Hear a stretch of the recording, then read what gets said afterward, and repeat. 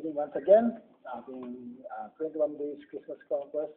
And we're sharing the series of Prayer of Jabez. And we are now day 8 of our challenge. We're continuing the Prayer of Jabez.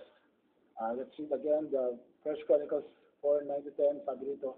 And Jabez was more honorable than his brethren, and his mother called his name Jabez, saying, because I bear him with sorrow.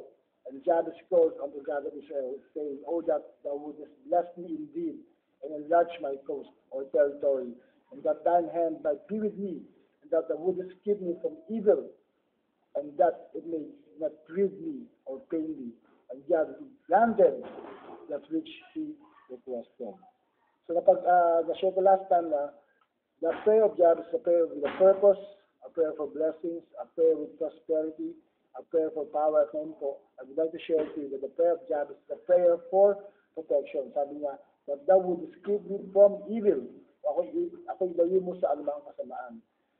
Ito ay panalangin para magtagumpay tayo laban sa kasamaan. Dahil alam natin, we are living in a world that is really the territory of the devil, saying that he is the God of this world.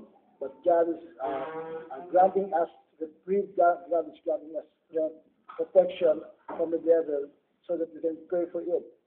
At ano man ang balak makaaway sa atin to destroy us, like temptation or distraction, katulad ng mga naranasan natin, we pray this prayer, that of the prayer of Jabez, na Lord, protect me from evil. Katulad lang doon ang panalangin natin sa tinatawag natin the Lord's Prayer. Lead us not into temptation, but deliver us from evil.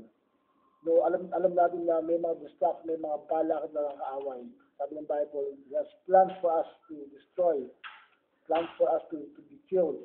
But sabi ng Bible, no weapon formed against us shall prosper.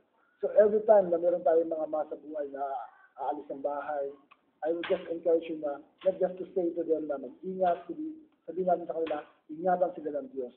Dahil ang Diyos lamang ay may kapangyarihan, ang Diyos lamang ay may kakayahan na mag-ingat sa ating buhay wherever we go. And the devil cannot harm us because His blood is is protecting us. His presence will always be with us.